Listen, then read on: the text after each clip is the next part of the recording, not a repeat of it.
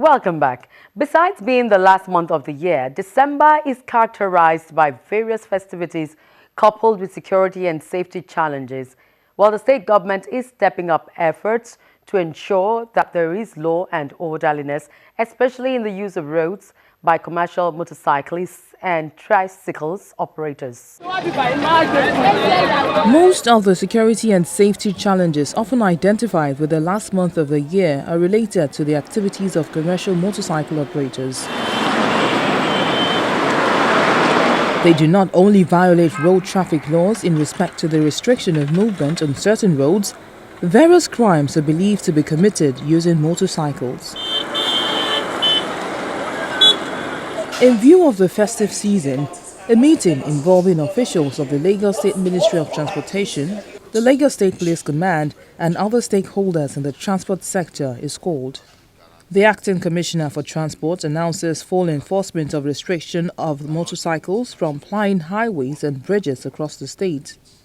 We want to state categorically that the restriction on Okada has not been lifted and enforcement will continue on a higher scale. It is our intention to forewarn and prevail on all operators of Okada in Lagos to adhere to the terms and conditions prevalent in that sector. It is not uncommon to hear from the media or read reports from the Nigerian police about criminals using Okada as getaways. So also, we have reported incidences of Okada being used instances of kidnaps. Any responsible government must then act promptly in this regard. This is why we are taking this step. Our present concern is also born of the need to prevent accidents resulting from Okada, which is on the increase currently. By implication, there are an increased death, cases of casualties or maiming resulting therefrom. There is a surge in driving against traffic by Okada. We are also witnessing a huge increase in motorcycle-related crime. We would like to use this opportunity to call on all enforcement agencies, Lagos State Traffic Management Authority, LASMA, Vehicle Inspection Service, VIS, Task Force, and the Nigerian Police to immediately and continuously embark on enforcement on all restricted routes. Schedule 2 of the Lagos State Road Traffic Law 2012 provides 475 roads and major routes where motorcycle and tricycles are prohibited. They include the Lagos-Ibadan Expressway, Apapa-Oshodi Expressway, Oworonshoko-Oshodi Expressway, Lagos-Ikorodu Expressway, and Lagos-Abeokuta Expressway.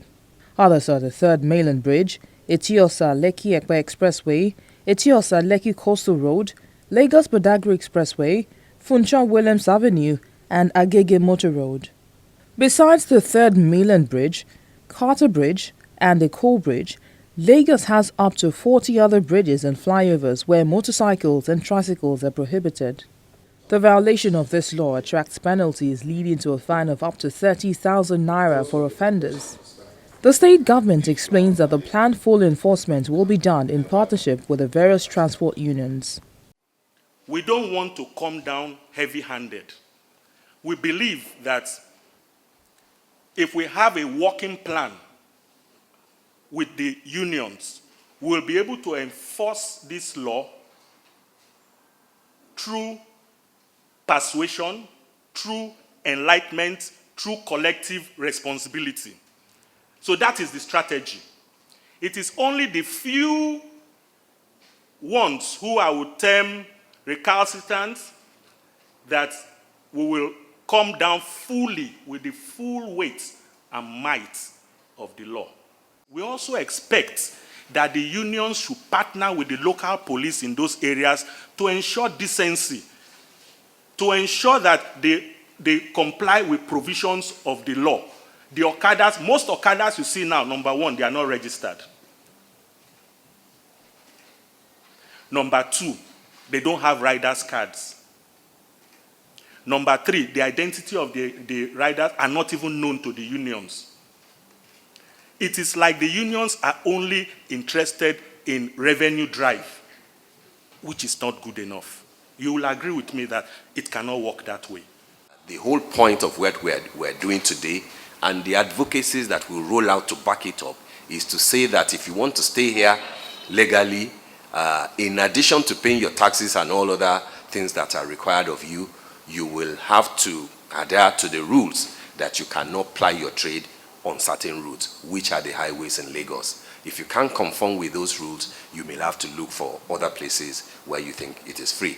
Okada has not been totally banned in Lagos. There might be efforts as we move along in 2017, to dance to the wishes of every Lagosian.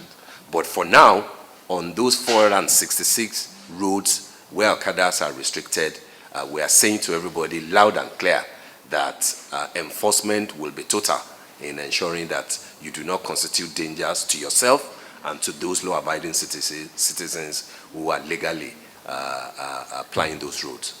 The state government clearly states that the road traffic law is no respecter of persons. But the alleged use of personal motorcycles by military personnel, the police officers and other uniformed men on restricted routes is a major concern that needs to be addressed. Truly, we had that problem initially. We had policemen, we had soldiers using their bikes to walk. And the argument then was that the police cooperative society, the army cooperative society gave the policemen and soldiers loans to buy bikes to be able to transport themselves to work. And that was when that gentleman's agreement between them and bus owners broke down. Because initially, policemen, soldiers were exempted from paying fares when they embark on buses. Is that not so? But I remember there was another stakeholders meeting like this that was called then. And I was also part of the stakeholders meeting. And we all agreed that whether or not they were giving loans or not, they would need to park those Okadas because they cannot breach Lagos state laws. We impressed it on our men. Our men complied. We had a little problem with our mobile units, the mobile police units. But we got their squadron commanders to be hard on them, they complied. I had to personally see the brigade commander at 2nd D, Bonny Camp. And immediately, in fairness to him, he called his men and told them that any bike that is seized outside of Bonny Camp, nobody should make any representation to his office or to any senior military officer for it. Representatives of the concerned transport associations in the state support the new enforcement strategy and hope that it will instill a sense of belonging among members. We have written a series of letters to the task force chairman that we ourselves want to be involved in this enforcement. And we are still ready to be involved because we are not happy with the menace and the news that has been caused by most of our members and non-members as well, most especially in the highways. We are going to fully support the enforcement so that it will be a success. I don't want this press briefing to be the first and the last. And the Commissioner of Transport too, to make it either periodically or, let's to that. You should be having a meeting of stakeholders, not just on the Okada section alone, so that the alignment on this law is not just on Okada and tricycle alone. Maybe we'll still go back to the house and tell them that if the Lagos State government have relaxed on what they were doing the last time, they've started again, then they will still comply. It's not the first time that the Lagos state government is issuing out strong warnings on illegal operation of motorcycles and tricycles on the highways. The new approach to enforcement should be seen as an effective means not only to maintain orderliness and to curb crime during the festive period, but also in the days afterwards. And that's where we draw the curtain on the program this week to a close. Thanks for being a wonderful audience. And I want to wish you a Merry Christmas and a happy 2017. Do not forget to keep a tab on us through our social media platforms showing on your screen. So let's do it again, same time next week, God willing. I'm Loretta Chiogo. Bye.